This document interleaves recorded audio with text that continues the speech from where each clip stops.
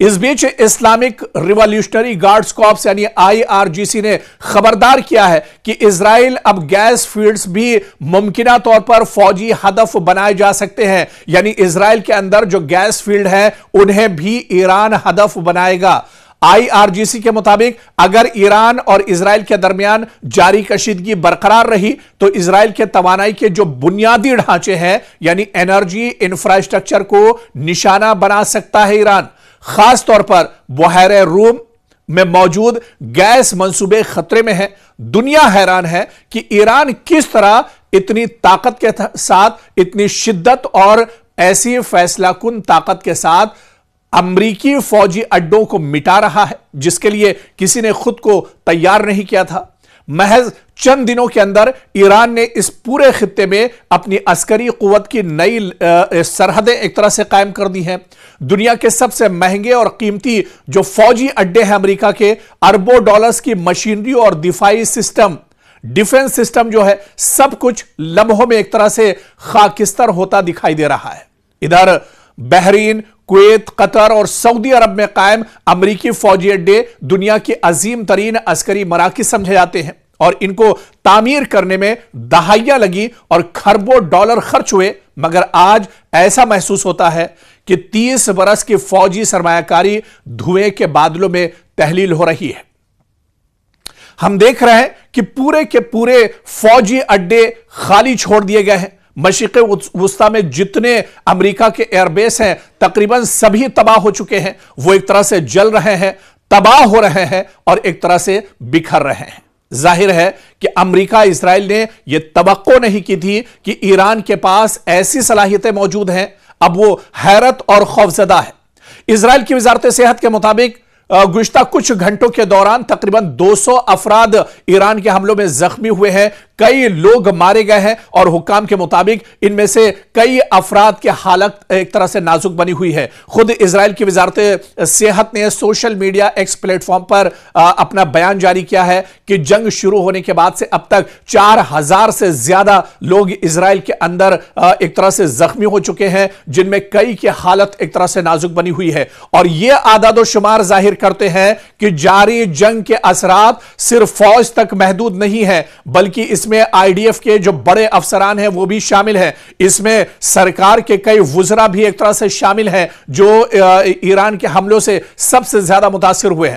ادھر اسرائیل میں جاری حملوں کے باعث زخمیوں کی تعداد میں مسلسل اضافہ ہو رہا ہے اور صرف 24 گھنٹوں کے اندر بتایا جا رہا ہے کہ 200 سے زیادہ لوگ اس سے متاثر ہوئے ہیں، یعنی اسرائیل کے اندر یہودی بڑی تعداد میں ایک طرح سے گھائل ہوئے ہیں، زخمی ہوئے ہیں، اور ان میں مرنے والوں کی تعداد بھی لگاتار بڑھتی جا رہی ہے۔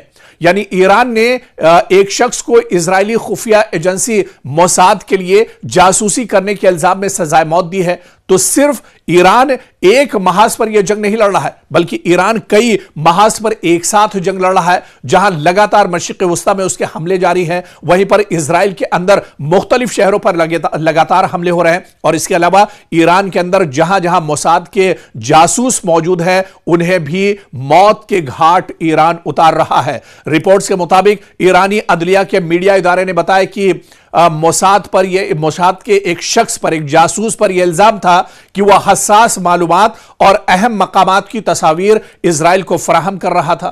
اس شخص پر الزام تھا کہ وہ موساد کے لیے کام کر رہا تھا، اس نے ایران کے اہم اور حساس مقامات کی خفیہ معلومات شیئر کی ہیں۔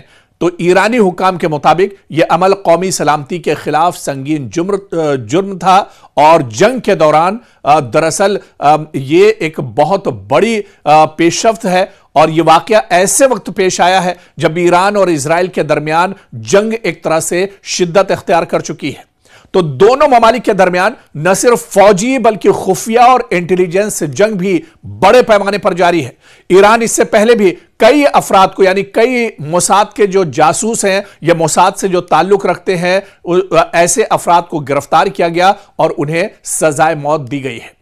اور اس بیچ آپ دیکھیں کہ ایران نے قطر، سعودی عرب، UAE کے توانائی مراکز کو نشانہ بنایا ہے، جس کے بعد خطے میں شدید کشیدگی پیدا ہو گئی ہے۔ ایران نے خلیجی ممالک کے تیل اور گیس کے اہم مراکز پر میزائل اور ڈرون کے ذریعے حملے کیے ہیں۔ قطر کے راس لفان انڈسٹریل سٹی، جو دنیا کا سب سے بڑا LNG ٹرمینل ہے، اس کو شدید نقصان ایران نے حملہ کر کے پہنچایا ہے۔ وہیں ابوظہبی میں گیس فیلڈ پر حملوں کے بعد آپریشن عارضی طور پر روک دیا گیا ہے۔ سعودی عرب نے کئی میزائلوں کو فضا میں ہی تباہ کر دیا ہے، تاہم ملبہ گرنے سے کچھ افراد زخمی ہوئے ہیں، اور تازہ اپڈیٹ کے مطابق سعودی عرب کے ریاض میں کئی ڈرون سے ایران نے حملہ کرنے کی کوشش کی ہے۔ میزائل کے ذریعے سے بھی ریاض پر ایک طرح سے حملہ کیا ہے، اور اس میں جو امریکہ کے تنصیبات ہیں، ایران انہیں نقصان لگاتار پہنچا رہا ہے۔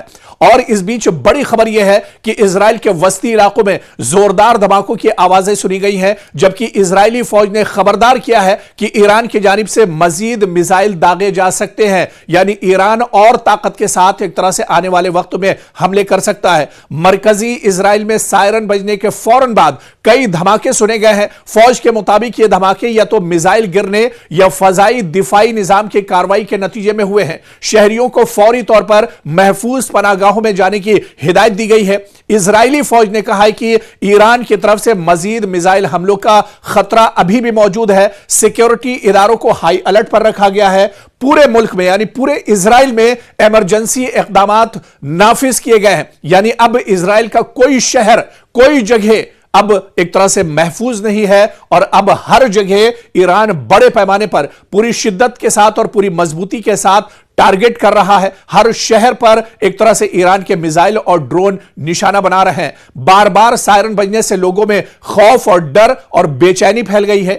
شہری بڑی تعداد میں بنکروں اور شیلٹرز کا رخ کر رہے ہیں، یعنی روزمرہ کی زندگی شدید متاثر ہوئی ہے اسرائیل کے اندر۔